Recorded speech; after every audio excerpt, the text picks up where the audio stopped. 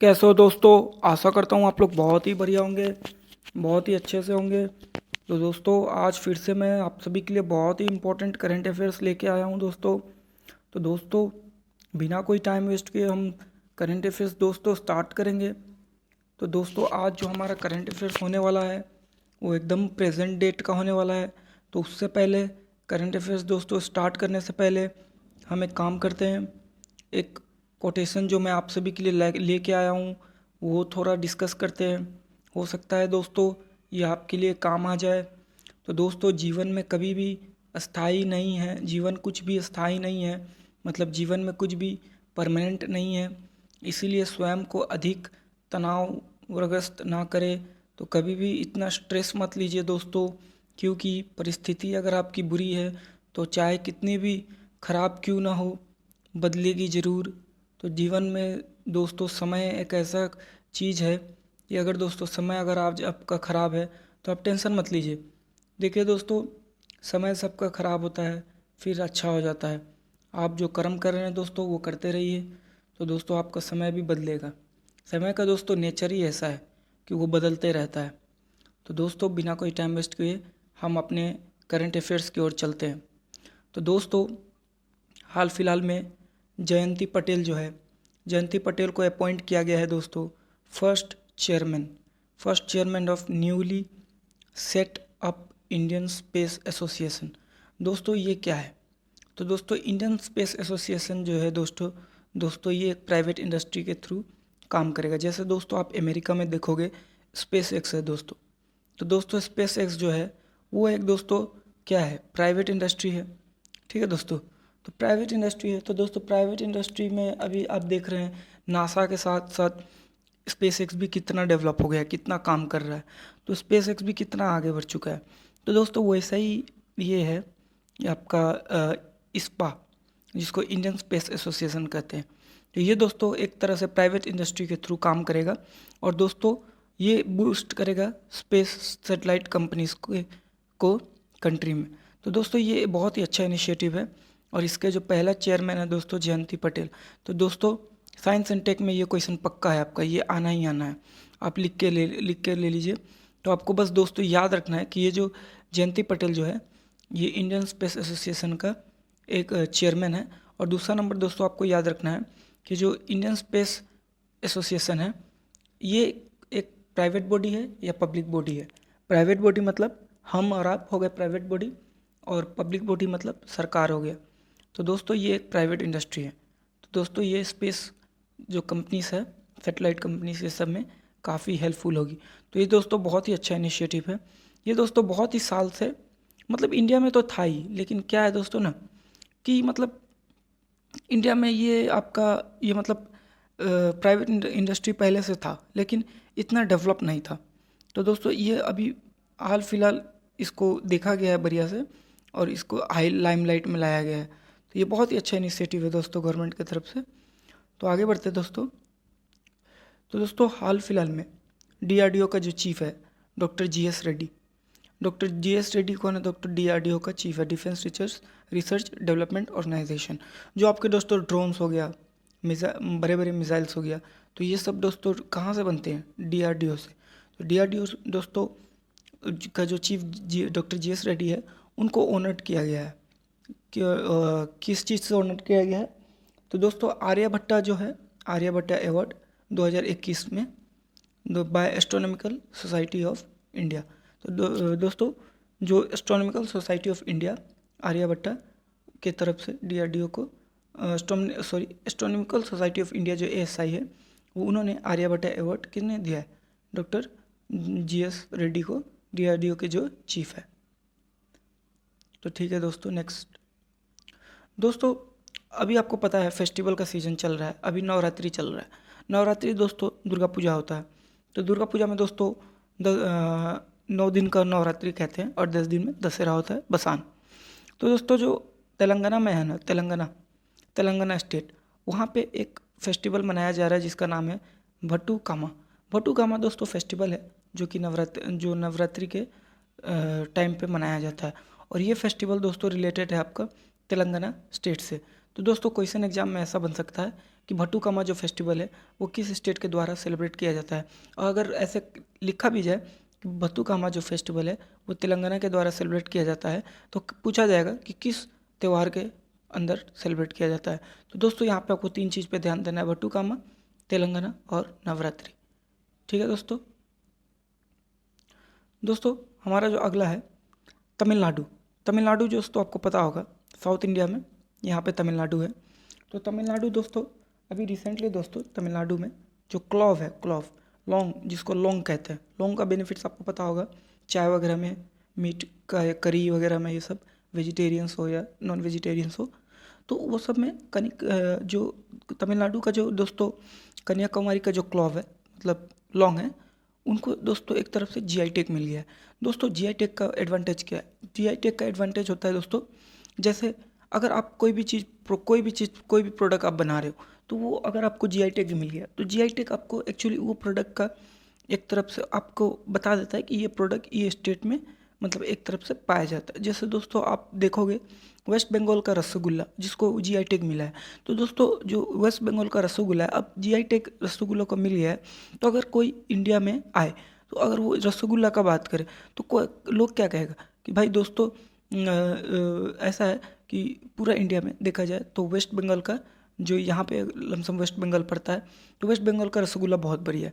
तो वैसे ही दोस्तों जीआई टैग का यही मतलब है कि एक जोग्राफिकल इंडिकेशन बता देता है कि वहाँ पे ये चीज़ बहुत ही अच्छा मिलता है।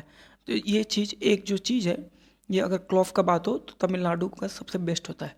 तो वैसे ही है, तो जीआई टैग का यही एकमात्र मतलब होता है।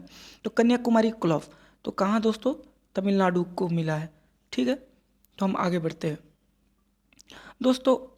अभी बहुत ही अच्छा चीज़ हुआ है दोस्तों, नोबेल प्राइज़ जो है, नोबेल प्राइज़ आपको पता होगा 6 चीज़ में नोबेल प्राइज़ पाया जाता है, 6 कैटेगरी में दोस्तों नोबेल प्राइज़ दिया जाता है टोटल। ठीक है दोस्तों, तो उनमें से एक इकोनॉमिक साइंस भी आता है। तो दोस्तों इकोनॉमिक साइंस में जो नोबेल प्राइज़ मिला है वो 3 व्यक्ति को मिला है। तो किसको किसको मिला है दोस्तों? डेविड कार्ड, एक हो गया डेविड कार्ड, दूसरा हो गया जोशुआ डी एंग्रिस्ट और तीसरा हो गया गियोर्डो डब्ल्यू इम्बेंस। तो दोस्तों ये 3 व्यक्ति को मैंने एक तरफ से नोबेल प्राइज़ मिला है 2021 को। किस फील्ड में दोस्तों? इकोनॉमिक साइंस में। तो एग्ज़ाम में दोस्तों आपको ऐसे आएगा क्वेश्चन कि इकोनॉमिक साइंस में जो नोबेल प्राइज़ मिला है वो किन किन व्यक्तियों को मिला है। तो डेविड कार्ड दोस्तों एक हो गया, फिर दूसरा हो गया जोशुआ डी एंग्रिस्ट और तीसरा हो गया दोस्तों गियोर्डो डब्ल्यू इम्बेंस।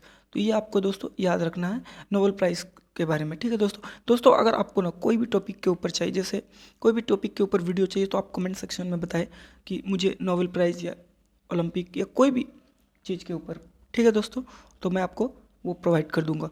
हाल फिलहाल दोस्तों मेरा डेली करंट अफेयर्स आता है, तो आप इससे जुड़े रहिए। तो इसमें क्या होगा, आप डेली अपडेटेड रहोगे। करंट अफेयर्स का दोस्तों फ़ायदा ये है कि अच्छा खासा जो एग्ज़ाम में जो क्वेश्चन आते हैं जीएस से, वो करंट अफेयर्स से आते हैं। ठीक है दोस्तों हाल फिलहाल में क्वाड का जो दोस्तों सेकेंड फेज़ का एक एक्सरसाइज हुआ था। ठीक है दोस्तों, सेकेंड फेज़ का एक्सरसाइज क्वाड नेशन में दोस्तों कौन कौन है? तो दोस्तों क्वाड नेशन में अगर आप देखोगे तो ये हो गया अमेरिका, यहाँ पे हो गया आपका जापान, यहाँ पे हो गया आपका ऑस्ट्रेलिया और यहाँ पे हो गया आपका प्यारा भारत जो हमारा इंडिया है। तो दोस्तों इसको जो हम लोग कहते हैं, इसको इंडो पैसिफिक रीजन कहते हैं।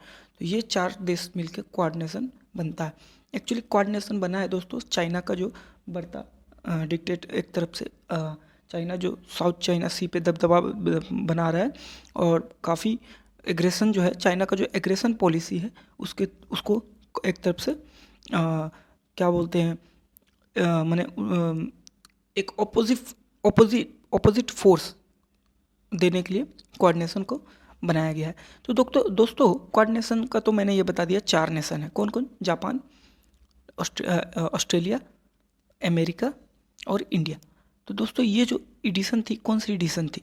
तो 25th एडिशन थी। और दोस्तों ये कब हेल्ड हुई थी? तो दोस्तों ये 12 अक्टूबर से लेकर 15 अक्टूबर तक कोऑर्डिनेशन का ये जो सेकेंड मतलब मालाबार एक्सरसाइज हेल्ड हुई थी। तो ये दोस्तों मालाबार एक्सरसाइज था। तो ये आप इसमें से दोस्तों आपको याद रखना है कि कोऑर्डिनेशन में 25th एडिशन था, ये डेट आपको याद रखना है 12 से 15 अक्टूबर। फिर ये कौन सा एक्सरसाइज था? मालाबार एक्सरसाइज। तो दोस्तों मालाबार कहाँ है मैं बताता हूँ। ये इंडिया हो गया, ये आपका मालाबार हो गया, ये कोरोमंडल हो गया, ये दोस्तों आपका कोंकण कोस्ट हो गया। ठीक है, जो काफ़ी महाराष्ट्र स्टेट कवर करता है ऑलमोस्ट। और ये आपका नॉर्थन सी कार्स हो गया। ठीक है दोस्तों, नीचे दोस्तों आता है 10 डिग्री चैनल, फिर 9 डिग्री चैनल, फिर 8 डिग्री चैनल। तो दोस्तों जो 10 डिग्री चैनल आता है वो दोस्तों अंडमान और निकोबार के बीच में आता है 10 डिग्री चैनल।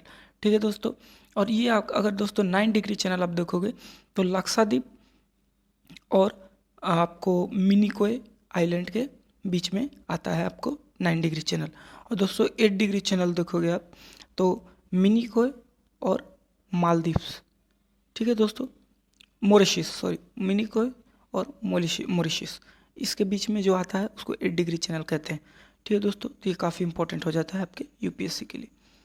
दोस्तों अभी हाल फिलहाल में प्राइम मिनिस्टर, जो हमारे देश के प्राइम मिनिस्टर है, इंडिया के प्राइम मिनिस्टर है श्री नरेंद्र मोदी जी, उन्होंने लॉन्च किया था पहला ever national infrastructure master plan.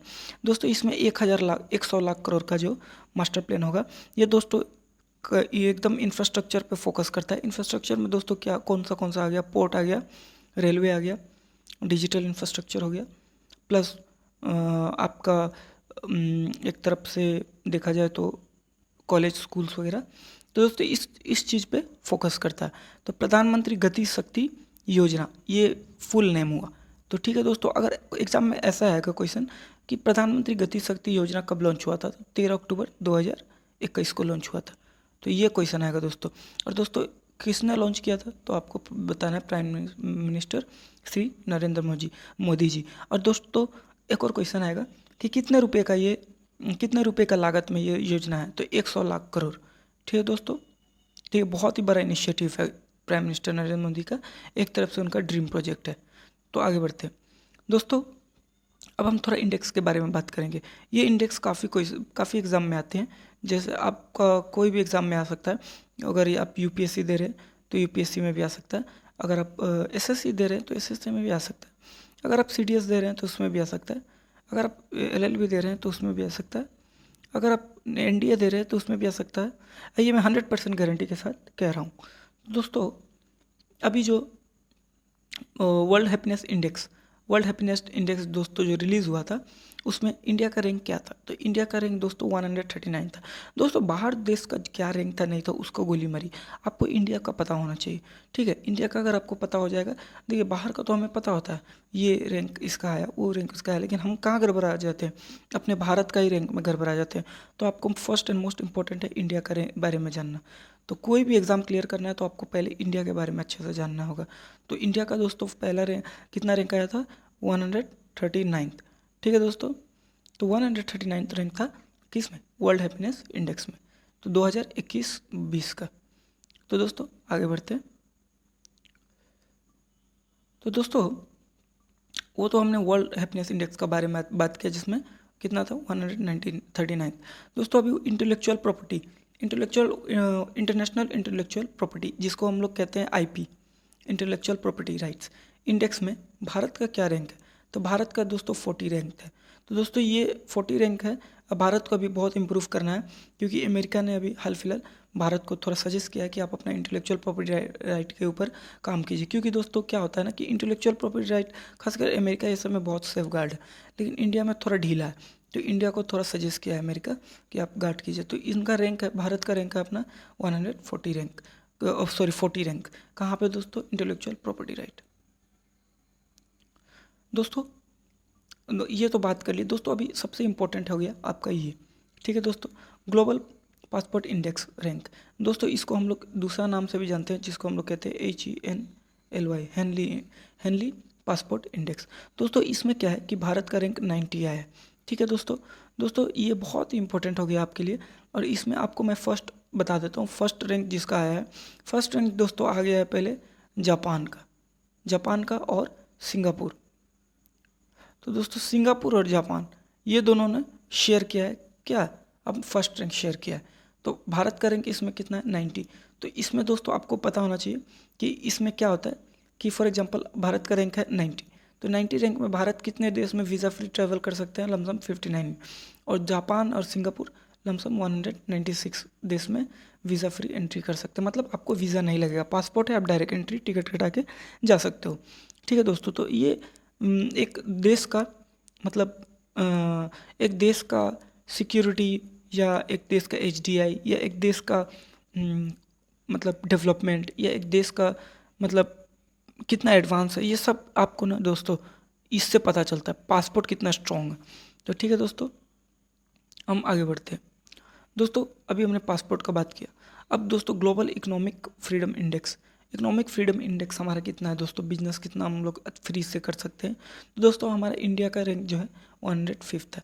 तो दोस्तों इसमें भी हमें काफ़ी इम्प्रूव करना है। देख रहे हो दोस्तों, सब ऑलमोस्ट 50 के ऊपर ही आ रहा है, कहाँ एक बहुत कम है जो 50 के नीचे आता है। तो दोस्तों इसमें भी आपको ये याद रखना होगा कि 105th रैंक आपको किस में, ग्लोबल इकोनॉमिक फ्रीडम इंडेक्स में आता है। दोस्तों ग्लोबल इनोवेशन इंडेक्स दोस्तों R&D, एक्चुअली R&D को हम लोग रिसर्च एंड डेवलपमेंट कहते हैं। दोस्तों अगर कोई भी कंट्री ना जैसे R&D पे अगर फोकस करता है तो उसका कंट्री एक तरह से आप कह सकते हो अल्टीमेटली एम्प्लॉयमेंट आ जाएगा, लोग अल्टीमेटली लोगों का जो पर कैपिटा इनकम है वो बढ़ेगा। मैं किसी से मैं मिलता हूँ ना, मेरा एक ही बात होता है कि देश अगर तरक्की करना चाहता है तो उनको R&D पे फोकस करना चाहिए। दोस्तों एक बात बताओ, अमेरिका में क्या है, R&D के कारण ही तो अमेरिका इतना आगे है। अमेरिका में अमेजन है, फेसबुक है, व्हाट्सएप है। अमेरिका में आपका स्पेस एक्स देख लो, आपका प्राइवेट सेक्टर कितना आगे है। तो इकोनॉमिक फ्रीडम इंडेक्स एक तरफ से R&D को भी जगाता है। तो इसमें हमारा जो 50 से नीचे हो गया 46 इंडेक्स।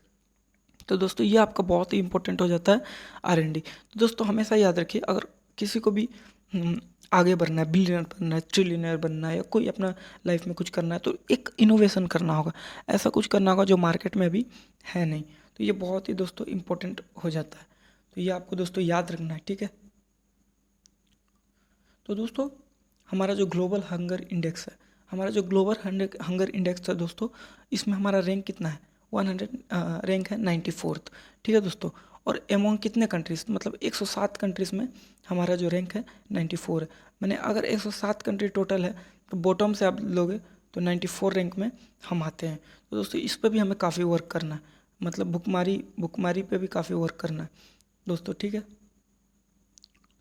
दोस्तों ग्लोबल प्रेस फ्रीडम इंडेक्स, ये दोस्तों इकोनॉमिक का, देखिए दोस्तों ये जो फॉर एग्जांपल अगर ये आपका डेमोक्रेसी है तो डेमोक्रेसी दोस्तों 4 पिलर पे खड़ी है। एक हो गया आपका जुडिशरी, एक हो गया आपका लेजिस्लेशन, एक हो गया आपका एग्जीक्यूटिव, और चौथा हो गया दोस्तों आपका कौन सा, प्रेस, ठीक है। तो प्रेस फ्रीडम इंडेक्स कितना है भारत का, 142। तो दोस्तों ये काफ़ी, इसमें भी हमें भारत में काफ़ी इंडेक्स, काफ़ी हमें मतलब अभी काम करना होगा। बस आपको याद रखना है कि प्रेस फ्रीडम इंडेक्स भारत का कितना है, 142।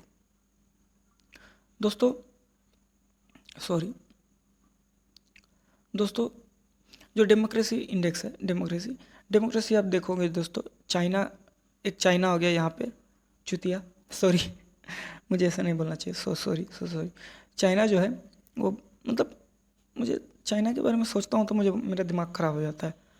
पाकिस्तान तो है ही, लेकिन एक पाकिस्तान एक चाइना, ये दोनों इतने तंग करके रखते भारत को कि मत पूछो। तो ये चाइना तो है ही आपका क्या है, कम्युनिस्ट है। दोस्तों कम्युनिस्ट में क्या होता है, एक तरह से ना कम्युनिस्ट में होता है आपका मैं कहूँगा कि पार्शियली डिक्टेटरशिप। आप देख लो कम्युनिस्ट में एक वन पार्टी रूल होता है, चाहे आप उसको पसंद करो या नहीं करो, वही बनेगा, उसी में से बनेगा कोई ना कोई प्राइम मिनिस्टर, उसको जो बुझाएगा, जो उसको अच्छा लगेगा वही करेगा। ऐसा नहीं कि अपना इंडिया में क्या है दोस्तों, अपना इंडिया में क्या है, इलेक्शन होता है एडल्ट यूनिवर्सल एडल्ट फ्रेंचाइज के थ्रू, आर्टिकल 61 के थ्रू हमारा जो वोटिंग एज रिड्यूस किया गया था 21 से 18, हम वोट करके अपना पीएम को या पार्टी को चूज़ करते हैं। चाइना में दोस्तों ऐसा नहीं, वन पार्टी रूल है दोस्तों, जिसको हम लोग कहते हैं पीआरसी, पीपल रिपब्लिक ऑफ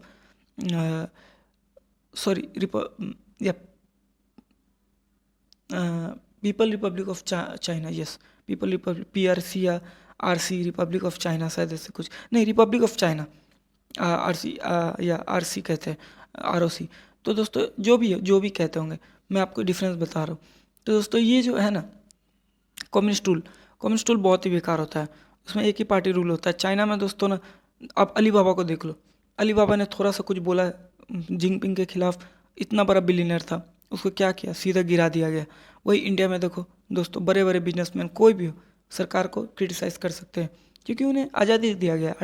अगर कॉन्स्टिट्यूशन में देखोगे तो आर्टिकल 19 जो है हमारा, वो क्या बात करता है, article freedom to speech, article 19 clause 1 clause A, तो ये बात करता है freedom to speech and expression.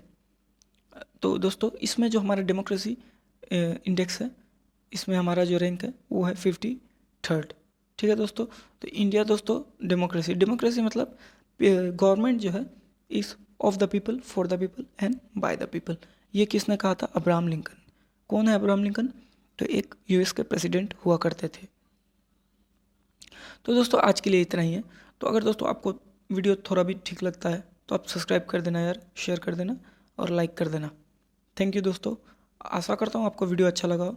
और खुश रहिए, हंसते रहिए, मुस्कुराते रहिए, आसपास साफ सफाई रखिए और जिस चीज़ का तैयारी कर रहे हैं मन से, लगन से, और एक याद रखिए फॉर्मूला 100% दीजिए। ठीक है दोस्तों, थैंक यू।